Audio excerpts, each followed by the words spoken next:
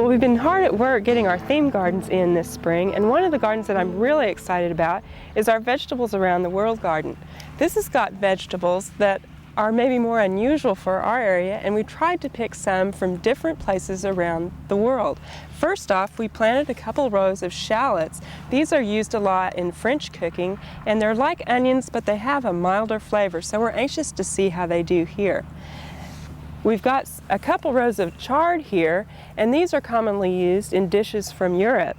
And moving on over, we've got several different kinds of Chinese cabbage that we've planted that we're anxious to make a stir-fry out of here in the garden.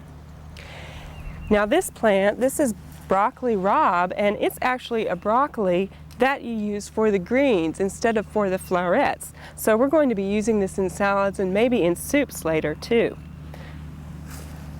We've got some chicory here that is used a lot in French cooking, and we've planted several different varieties, and we'll see how they do in the heat here in Oklahoma. Now moving on down here, we've got several rows of radishes, and we're anxious to see how those turn out. Now radishes are something that you could actually plant in a small pot if you wanted to, and have a vegetable garden on your front porch. Now the rest of our garden is dedicated to some greens down here. We have several different varieties of greens from all over the world. We have some chrysanthemums that would be used in Asian cooking, and then we also have a couple rows of mesclun. Now mesclun is a term that you might see a lot in catalogs, and our mescluns came from Cook's seed catalog. But what it is a mix of several different kinds of greens that you can plant, and then when those greens are ready, you just harvest right down the row with your scissors, wash those off, put them in the bowl, and you've got an instant salad. So we're anxious to see how the different mixes taste in our salads. Well, the rest of our Vegetables Around the World garden will have to wait until after our frost-free date to plant, but we've got a good start on it now. We have some other themed gardens that we're busy preparing, and those include the formal garden, the formal carpet garden. We also have a hummingbird garden, a sage and salvia garden, our OSU orange garden, and also award-winning flowers. Well, one of our really fun gardens is our children's garden, and Steve Owens, our studio grounds manager, has been hard at work at one of the features of that garden, and let's go take a look at what he's done.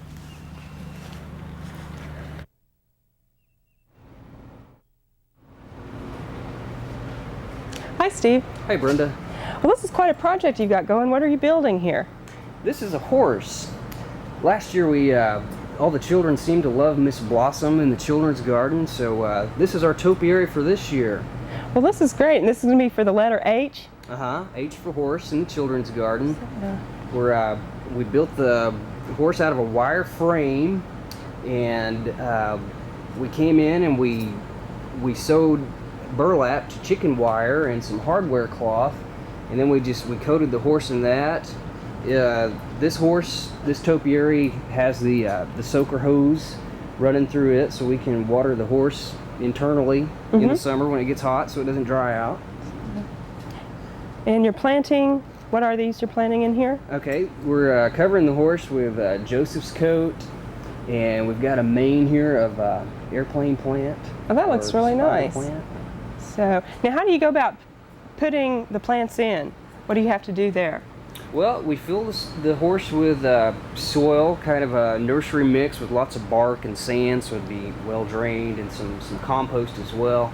And then you come back later and you cut the holes in the burlap. I just cut an X in the burlap, kind of like that right there.